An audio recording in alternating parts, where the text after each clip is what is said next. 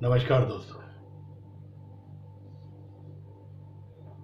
बहुत बहुत स्वागत है आपका करंट अफेयर्स पर कुछ कुछ में। आज का जो मेरा मुद्दा है, आज का जो मेरा टॉपिक है, उसमें मैं बात करूंगा क्रिमिनलाइजेशन ऑफ पॉलिटिक्स। कि हमारी जो राजनीति है इसमें क्रिमिनल्स कैसे घुस जाते हैं, कैसे इनको सपोर्ट मिलता है, और ये डॉन और बाहुबली प्रवृत्ति के लोग कैसे हमें नुकसान पहुंचाते हैं। दोस्तों, आपको पता होगा, मैं कुछ एक लोगों के नाम लेता हूं जो कि बहुत बड़े डॉन हैं अपने इलाके में।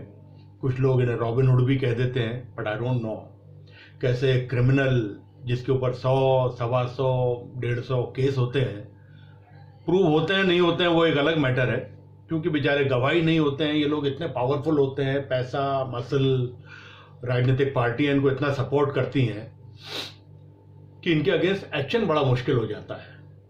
आजकल तो फिर भी थोड़ा सा शुरू हो गया है। अब जैसे अतीक अहमद है प्रयागराज, मुख्तार अंसारी मऊ, सूरज भान बेगूसराय, फिर मोहम्मद शहाबुद्दीन सिवान, अनंत सिंह मोकामा, ब्रजेश सिंह, ये भी कहीं शायद गाजीपुर मऊ साइड से हैं, और फिर आपका ये डीपी यादव वेस्टर्न यूपी। आपको बताऊं दोस्तों, ये सारे के सारे जो डॉन, बाहुबली, ये सब गलत एक्टिविटीज में सदा से इन्वॉल्व रहे हैं। इनके ऊपर मर्डर के केसेस हैं, इनके ऊपर लूटपाट, रेप के केसेस हैं। सब पे अपने अपने हिसाब से अपने अपने केसेस हैं। किसी का स्मगलिंग है, किसी में कुछ है, तो मतलब हर तरीके के गलत काम इन्होंने अपने इलाके में किए हुए हैं। जनता पर पूरा दमन किया हुआ है। सारे ठेके, सारे बिजनेस के प्रोजेक्ट्स जो मेजर वहाँ पर सरकार की तरफ से आते हैं, या ज़मीनों को हड़पना, ये इनका मेजर काम होता है। और ये तो मैंने कुछ नाम लिए हैं, लेकिन पूरे हिंदुस्तान में इस तरीके के लोग भरे पड़े हैं। और सबसे अफसोसजनक, सबसे शर्मनाक बात यह है कि हमारी बड़ी बड़ी राजनीतिक पार्टियां जो कि समाज के उत्थान की बातें करती हैं, कंट्री के डेवलपमेंट की बातें करती हैं, और एक दूसरे पर आरोप प्रत्यारोप करते हैं, वो लोग इनको अपनी पार्टियों से टिकट देते हैं। जिसमें अनंत सिंह का एग्जाम्पल है, मुख्तार अंसारी का एग्जाम्पल है, अतीक अहमद का एग्जाम्पल है, कुछ लोग इंडिपेंडेंट जीत जाते हैं। तो सबसे इंपॉर्टेंट बात यह है कि हमारी पॉलिटिक्स करप्ट पॉलिटिक्स है, पार्टियां करप्ट है।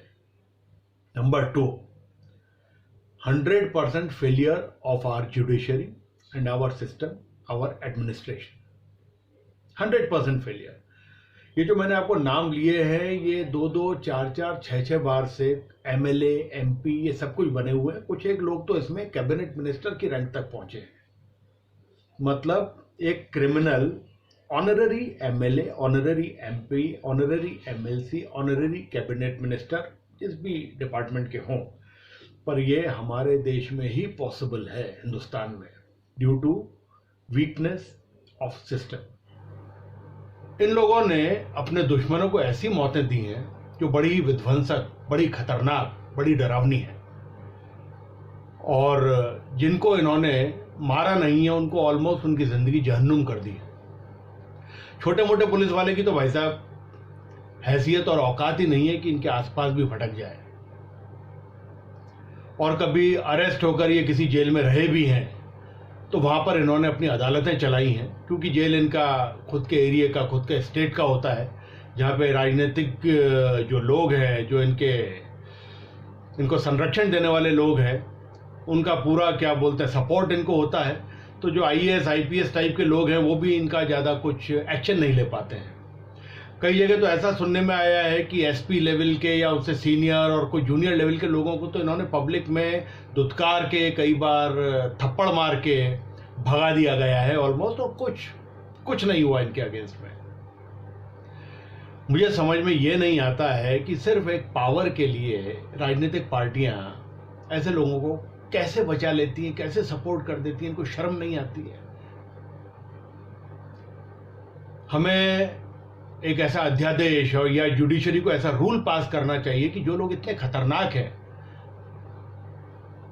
जो जेलों में ऑलमोस्ट अपनी खुद की अदालतें चलाते हैं, दुश्मनों को वहीं लाके पिटवा देते हैं, वहीं लाके मार देते हैं, पुलिस के पूरे मजमे के सामने जो लोग ऐसी हरकतें कर देते हैं, ऐसे लोगों के लिए ऐसा रूल पास होना चाहिए जो कि इनको अपने खुद के ज़िले से या खुद के स्टेट से 1,500-2,500 किलोमीटर दूर, मतलब नॉर्थ का अगर कोई डॉन है, कोई बड़ा क्रिमिनल है, तो उसको ईस्ट में या साउथ में कहीं पे जेलों में डाला जाए। उनको तमिलनाडु, चेन्नई, कोचीन, हैदराबाद के जेलों में, जहाँ पे इनकी दादागिरी ना चल सके। हाँ, वेस्ट का अगर कोई क्रिमिनल है तो उसको कहीं नॉर्थ में डालो, आर्थर रोड में डालो, बॉम्बे में, उनको दिल्ली के तिहाड़ में डाला जाए, नॉर्थ वाला है तो उसको यरवदा जेल में डाला जाए। इस टाइप का रूल पास होना चाहिए ताकि ये जो दादागिरी, जो कानून के साथ खिलवाड़ चल रहा है, वो बंद हो जाए। और ये मस्ट है, ये मस्ट है, वरना ये लोग समाज के लिए एक दाग बने रहेंगे, एक नासूर बने रहेंगे। आपको एक और चीज़ बताता हूँ मैं कि सिस्टम वीक कौन करता है। ये हमारे बड़े बड़े पॉलिटिक्स सिस्टम को वीक करते हैं। ये पॉलिटिशियंस हैं हमारे, यही हमारे सिस्टम को वीक करते हैं, क्योंकि ये पॉलिटिशियंस और हमारे जो पुलिस के कई बड़े अफसर, छोटे अफसर, ये लोग इन डॉन्स एंड बाहुबली जितने भी ये लोग हैं, इनके पेरोल पर ऑलमोस्ट होते हैं। या तो पेरोल पर होते हैं, या ये उनको फाइनेंशियली मदद करते हैं, या ताकत से उनकी मदद करते हैं। कई जगह पे सीटें अपनी ताकत की वजह से अपनी इनको सीटें दिलाने में मदद करते हैं। दाऊद इब्राहिम का एक लाइव एग्जाम्पल है, जो कि भारत से भागा हुआ भगोड़ा है। तो दाऊद इब्राहिम को कई लोगों ने हिंदुस्तान में पाला है, और कई पॉलिटिशियंस, कई पुलिस वाले उसके पेरोल पर थे, ये जग जाहिर है, ये सबको पता है। और अब हम उसको लाना इसलिए नहीं चाहते हैं क्योंकि ये जो बड़े बड़े पॉलिटिशियंस हैं जो उसके साथ इन्वॉल्व थे, उनकी दुकानें खुल जाएंगी, उनकी पोलें खुल जाएंगी, उनकी दुकानें बंद हो जाएंगी। और वो जो बड़े बड़े डेकोरेटेड पुलिस वाले हैं, उनकी पोलें खुल जाएंगी। तो अब दाऊद इब्राहिम को लाने में कोई इंटरेस्ट नहीं है। ये सिर्फ मुद्दा रहेगा, जब तक दाऊद जिंदा है तब तक ये सिर्फ एक मुद्दा रहेगा कि भाई हम उसको लाएंगे, ये करेंगे, वो करेंगे, बट ये कभी होना नहीं है, क्योंकि उसको भगाया भी हमने ही था।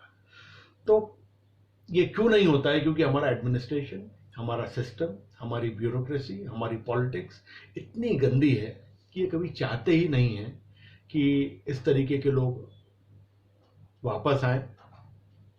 और जो ये इलेक्शन लड़कर जीत जाते हैं, इनके खिलाफ कोई गवाही नहीं देता है डर के मारे, इसलिए ये जब तक क्रिमिनल प्रूव नहीं होंगे ये इलेक्शन लड़ते रहेंगे।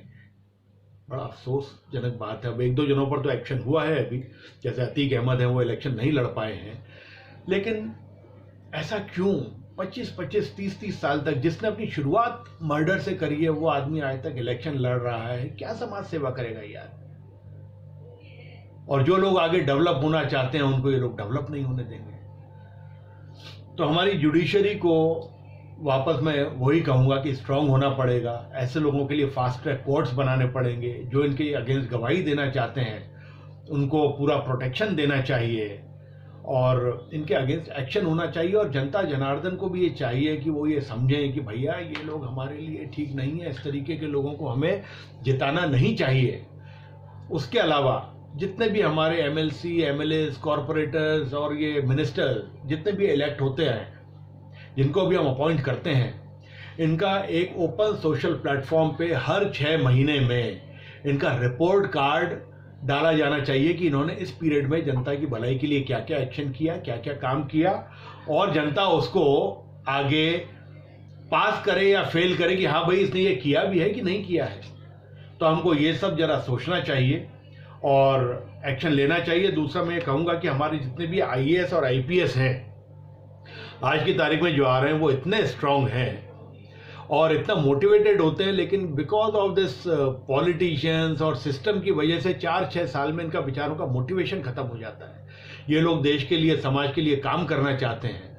तो ये जो यूथ ब्रिगेड आईएएस, आईपीएस और हमारे पब्लिक सर्विस में जो लोग हैं, उनको हमको मोटिवेट करना चाहिए, उनको दबाना नहीं चाहिए। और जब तक ये हमारा ये पुरानी खेप जब तक इसमें से निकलेगी नहीं ना, गंदे लोगों की, जो कि नए लोगों को भी गंदा करती है, तब तक ये होगा नहीं। तो हमको इस पुरानी खेप जो डर्ट से भरी हुई है, जिन्होंने सिस्टम को ख़राब किया है, हमको कोशिश करनी चाहिए कि हम इनको सिस्टम से बाहर निकालें और एक नया भारत बनाने में नए लोगों को हम सामने लेकर आए, अच्छे लोगों को हम आइडेंटिफाई करें, सेलेक्ट करें और उनको हम आगे की तरफ लेकर आएं, ताकि हमारे देश की तरक्की हो, प्रगति हो, आम आदमी शान और सम्मान के साथ जी सके, उसको किसी का डर ना हो।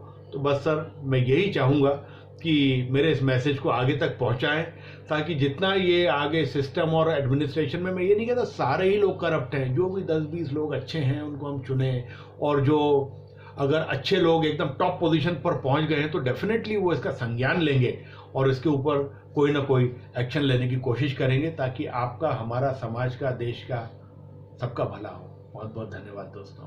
Thank you very much. नमस्कार।